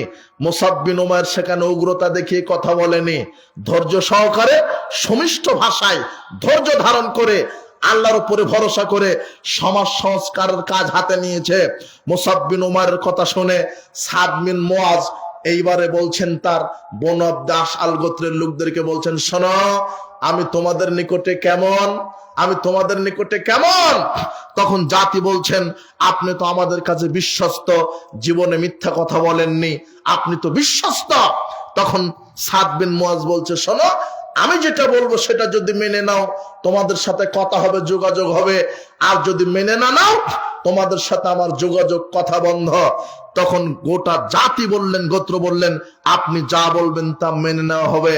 তখন সাদ বিন মুআজ বলছে, শোনো, দিন ইসলাম এসেছে, একজন শেষ নবী, শেষ জামানায় নবী এসেছে, যার নাম মুহাম্মদ সাল্লাল্লাহু আলাইহি ওয়াসাল্লাম, আমি সেই ইসলাম নিজে কবুল করেছি, তোমরাও কবুল করো। সাদ বিন মুআজের সামনে সেদিন বনু আব্দুল আশআল গোত্রের হাজার হাজার মানুষ একদিনে একসাথে কালেমা শাহাদাত পাঠ করে ইসলাম কবুল করে নিলেন। এটা মুসআব বিন উমাইরের দাওয়াতের ফসল ছিল। আমর বিন সাবিত আল উসাইরিম নামের একজন ব্যক্তি শুধু ইসলাম কবুল করেননি, একজন ব্যক্তি শুধু ইসলাম কবুল করেননি। তবে এই লোকটা 10 থেকে 11 বছর পরে ওই উহুদের যুদ্ধের দিনে এই লোকটা ইসলাম কবুল করে জিহাদের মাঠে গিয়ে গোপনে ইসলাম কবুল করেছে।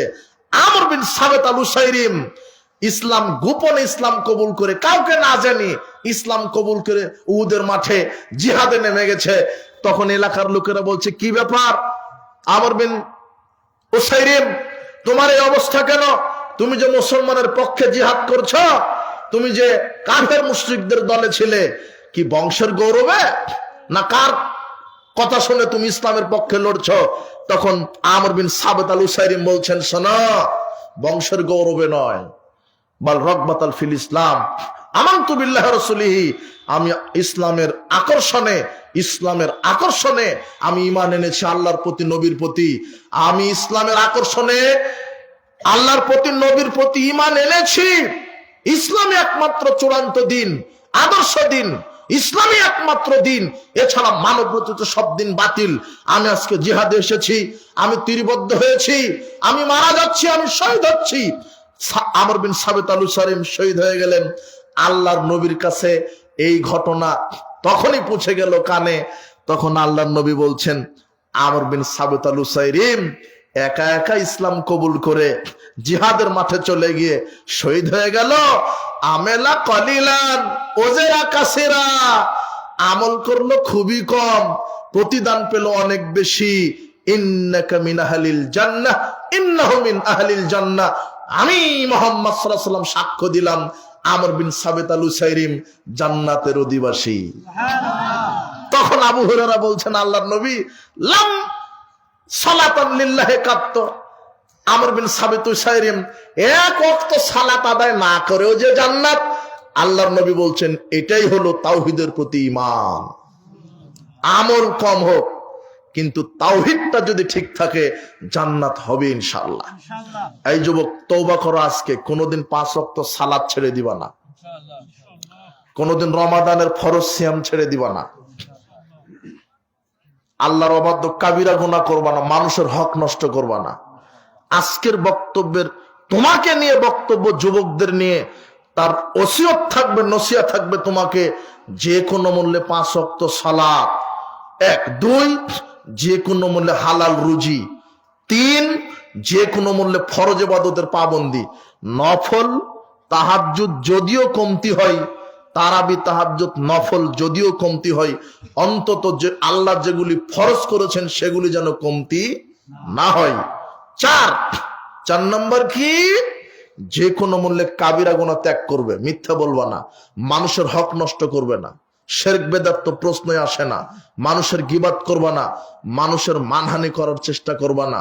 5 যার নাম মানুষ, তার সাথে ভালো আচরণ, আমানতদারিতা, আখলাকালা, মুচি হোক, মেথর হোক, হিন্দু হোক, ইহুদি হোক, খ্রিস্টান হোক, যার নাম মানুষ, তার সাথে ভালো আচরণ।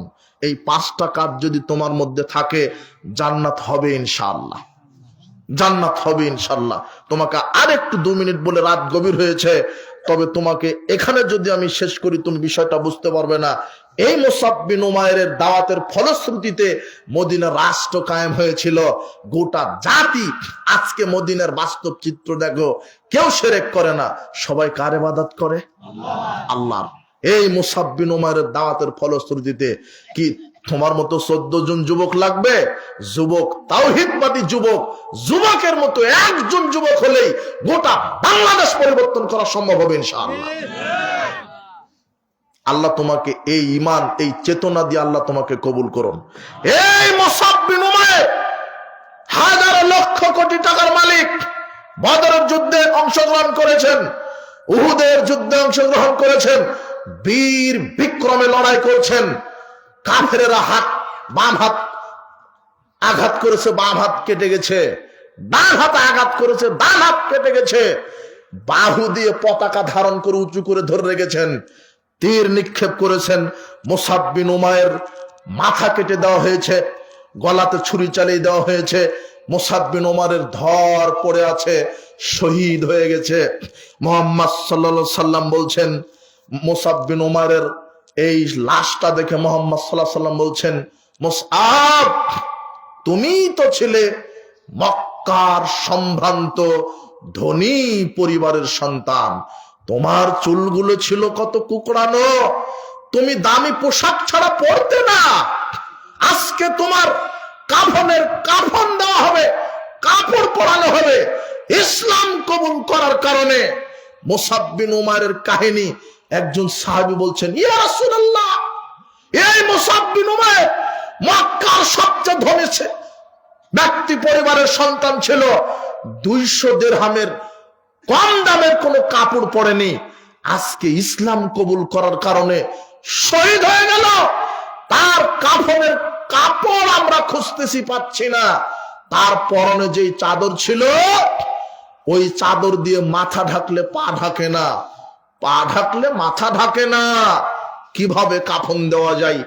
আল্লাহর নবী বললেন, মুসআব, এই তো তুমি সেই মুসআব, মক্কাতে তুমি চলতে, তোমার আগে পিছনে সঙ্গী বাহিনী, সেনাবাহিনী ছিল, তোমাকে মানুষ সম্মান করত, দামি আতর পাঞ্জাবি পরতে তোমাকে মানুষ মর্যাদা দিত। তোমার চুলগুলো ছিল কত কুকড়ানো, চেহারাগুলি কত সুন্দর, তুমি পড়ে আছো, তোমার কাফনের কাপড় নাই। আল্লাহর নবী বললেন, ইস্খির ঘাস দিয়ে তার জানাজা করে দাও, ইস্খির ঘাস দিয়ে তার কাফন দিয়ে দাও। এই হলো মুসআব বিন উমারের ইতিহাস। যুবক, তুমি ধনী, সারা পৃথিবীর মালিক যদি তুমি হয়ে যাও, আর কিসমতে যদি তোমার জান্নাত না থাকে, তোমার মতো কপাল পুরো আকাশের নিচে জমিনের উপর আর কেউ নেই। তোমার দুনিয়াতে কিছুই থাকা লাগবে না, যদি আল্লাহর প্রতি ঈমান, মুহাম্মদ সাল্লাল্লাহু আলাইহি ওয়াসাল্লামের প্রতি ঈমান, আদর্শ যদি থাকে, তোমার পৃথিবীতে কিছুই নাই। কিসমতে যদি তোমার জান্নাত থাকে, তুমি পৃথিবীর সবচেয়ে বড় ধনী মানুষ। তুমি পরকালের জন্য কাজ করো। আর একটা আব্দুল উজ্জা, আব্দুল্লাজুল বাজাদাইন, এও ছিল মক্কার ধনী, তোমার মতো যুবক। শোনো, তোমার মতো যুবক। আব্দুল উজ্জা ছিল তার নাম। বাপ মারা গেছে এতিম, কিন্তু হাজারো লক্ষ কোটি টাকার মালিক। চাচার কাছে বড় হয়েছে, চাচা তার সম্পদ দেখভাল করে।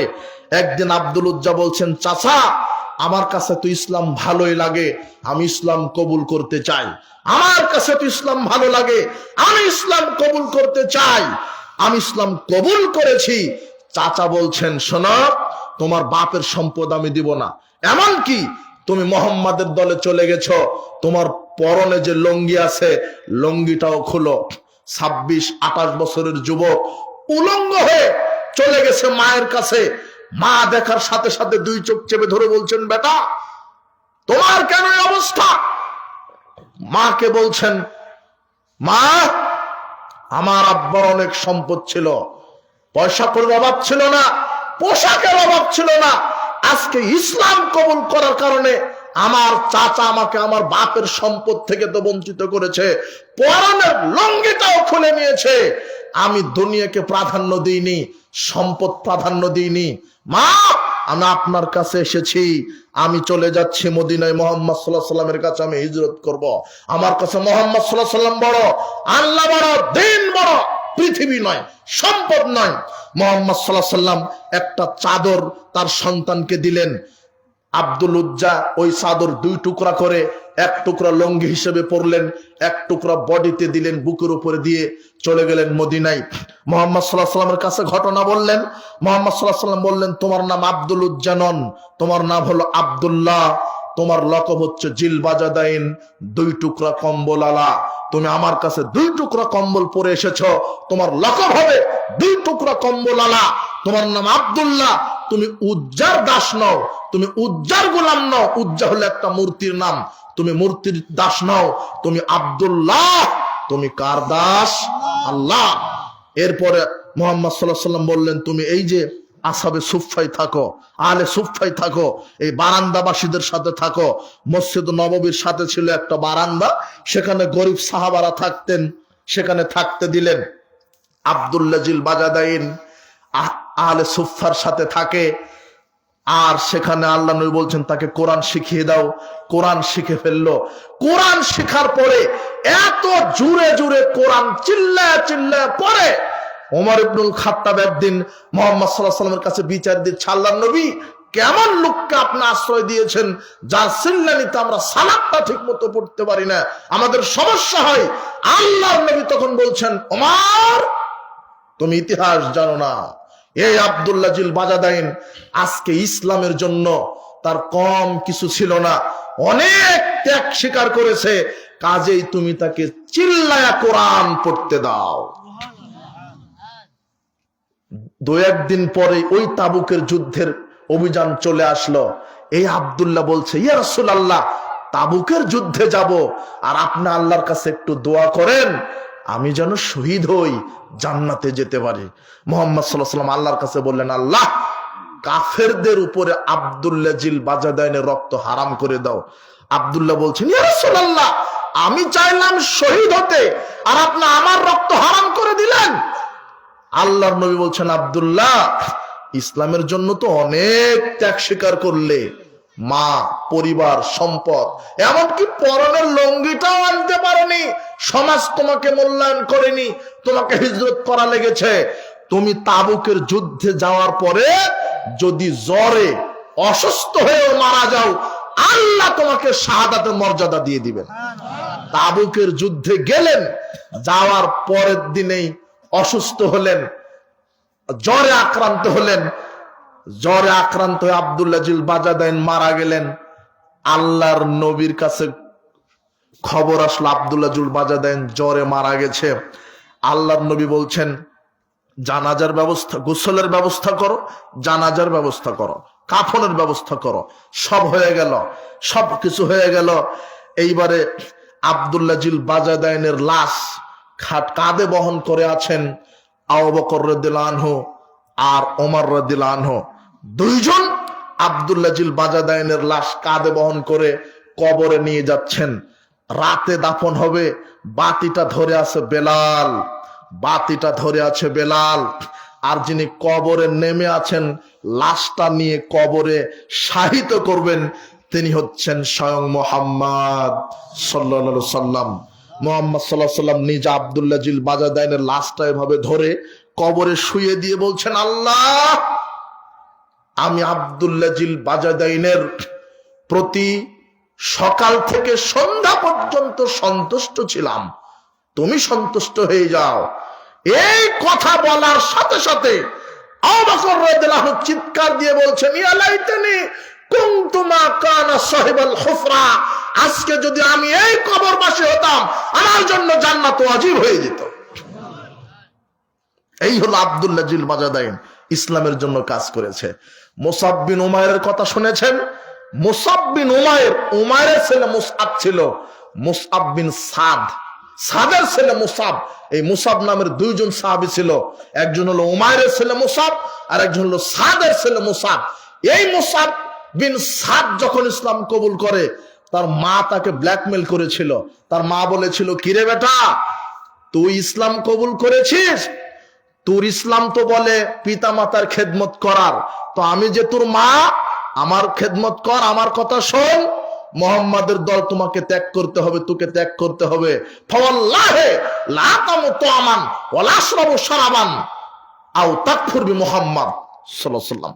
শোনো, আমি তোর মা কসম করে বলছি, আমি ততক্ষণ পর্যন্ত খাবো না, ততক্ষণ পর্যন্ত পান করবো না, যতক্ষণ না তুই মুহাম্মাদের দিন ত্যাগ না করবি। তখন মুসাব বিন সাদ বলছেন, আম্মা লাউ কানাতি মিয়াতু নাফসিন, না লাউ কানাত লাকি মিয়াতু নাফসিন, আম্মা, হে আমার মা, আপনার যদি 100টা আত্মা হয়, 100টা, মা বলছেন আমি মরা পর্যন্ত খাবো না, মরা পর্যন্ত পান করব না, এই যেখানে দাঁড়ালাম, যতক্ষণ না মুহাম্মাদের দিন ত্যাগ না করবে, আমি যখন না খেয়ে মারা যাব, জাতি তোমাকে বলবে মায়ের হত্যাকারী, মা এভাবে ছেলেকে ব্ল্যাকমেল করছে। তখন মুসাব বিন সাদ বলছে, আম্মা লাউ কানাত লাকি মিয়াতু নাফসিন, আপনার যদি 100টা আত্মা হয়, 100টা রূহ হয়, ফাখারাজাত নাফসান নাফসান, আর আমার চোখের সামনে যদি আপনি না খেয়ে না পানি পান করে 100 বার আপনার আত্মাটা 100 বার এক একটা করে আমার চোখের সামনে যদি বের হয়ে যায়, আপনি আমার চোখের সামনে 100 বার যদি মারা যান, মা তারাক্তু দীনি হাজা মুহাম্মদ সাল্লাল্লাহু আলাইহি ওয়াসাল্লাম, আমি মুসআব বিন উমাইর মুহাম্মাদের দিন কিয়ামত পর্যন্ত ত্যাগ করব না। মা, আপনি যদি আমার চোখের সামনে 100 বার মারা যান, মুহাম্মাদের দিন ত্যাগ হবে না। পরিবার পরিজন মায়া ত্যাগ করতে হবে। এই যুবক, দিনের পথে থাকতে হলে পরিবার পরিজনের মায়া ত্যাগ করতে হবে। দিনের পথে থাকতে হলে শ্রম দিতে হবে, অর্থ দিতে হবে, সময় দিতে হবে, জীবনটাও দিয়ে দিতে হবে। কার জন্য? আল্লাহর জন্য। আল্লাহ তোমাকে কবুল করুন। ইসলাম এমনিতে আসেনি, ত্যাগের বিনিময়ে এসেছে। তোমাকে খালিদ বিন ওয়ালিদের মতো হতে হবে, খাব্বাব বিন আরাতের মতো হতে হবে। অনেক ইতিহাস, এক একটা সাহাবী ইসলামের জন্য কি নির্মম ভাবে নির্যাতিত হয়েছে, জুলুম হয়েছে। ইসলামে প্রথম মহিলা শহীদ সুমাইয়া, সুমাইয়ার গুপ্তাঙ্গে আবু জেহেল লোহার সাঁড়াশি যখন ঢুকে দিলেন, মুহাম্মদ সাল্লাল্লাহু আলাইহি ওয়াসাল্লাম এই দৃশ্য দেখলেন, নির্যাতন করার দৃশ্য দেখছেন, কেউ কিছু বলতে পারে না। মুহাম্মদ সাল্লাল্লাহু আলাইহি ওয়াসাল্লাম শুধু এই কথা বলেছিলেন, সবরান আলা ইয়াসির, হে ইয়াসিরের পরিবার, ধৈর্য ধারণ করো, ফাইন্না মাউইদাকুমুল জান্নাহ, তোমাদের জন্য আল্লাহ জান্নাত রেডি করে রেখেছেন। নির্যাতন হতে হবে, এটা ঠিক। যুবক, তুমি তোমার যৌবনকালকে হেফাজত করো আল্লাহর গোলামি করে। আল্লাহ যেন তোমাকে তৌফিক দান করে। তুমি জাহেলিয়াতের পথে পা বাড়াবে না। ইসলাম প্রতিষ্ঠিত হয়েছে তোমাদের রক্তের কারণে। আমরা আজও বিশ্বাস করি আগামীতে বাংলাদেশে ইসলামের উপরে বিপ্লব সৃষ্টি হবে, এই বাংলাদেশের যুবকদের রক্তের উপর দিয়ে হবে ইনশাআল্লাহ। এটা আমরা বিশ্বাস করি। তোমাদের অনেক দাম। তোমরা মাদকতার কাছে মেরুদণ্ড ভেঙে দিও না, জেনা ব্যভিচারের কাছে, দুর্নীতির কাছে, শয়তানি বদমাশি করে মেরুদণ্ড ভেঙে দিও না। তোমার অনেক দাম। একটা যুবকই পারে পৃথিবী পরিবর্তন করে দিতে। তোমার অনেক দাম, তোমার অনেক দাম। আল্লাহর কাছে দাম, নবীর কাছে দাম, ইসলামের কাছে দাম। আল্লাহ তোমাকে কবুল করুন। হে যুবক, হে যুব সমাজ, আল্লাহ তোমাকে আল্লাহর সেনাবাহিনী হিসেবে কবুল করুন। অনেকেই চলে গেছেন, আমাকে বলেছিল চাদর ছেড়ে দিতে দেন। আর আপনারা দান করেন সর্ব, এটা কি কিসের উদ্যোগে? মাদ্রাসার প্রোগ্রাম নাকি? দেন। আপনারা যে 2 টাকা, 5 টাকা, 100 টাকা, 500 টাকা সামর্থ্য আছে, আপনারা দান করেন। আমাকে যুবকেরা বলেছিল যে আপনি কিছু বলে দিয়েন। তো এই যে শীতের রাত আর 1টা বেজে গেছে, তো আপনারা তাও যে আসেন, আল্লাহ আপনাদেরকে, আজকের আমি দোয়া করি প্রতিপালক এই মাহফিল, আজকের এই সম্মেলন তুমি আমাদের জন্য দুনিয়াবী কল্যাণ এবং পরকালে মুক্তির নাজাতের উসিলা হিসেবে কবুল করে নাও। আপনারা কই কেউ নাই লোক? হ্যাঁ, আপনারা উঠেন না, একটু দেন, দান করেন যার যে সামর্থ্য আছে। এরপরে বৈঠক ভঙ্গে দোয়া করে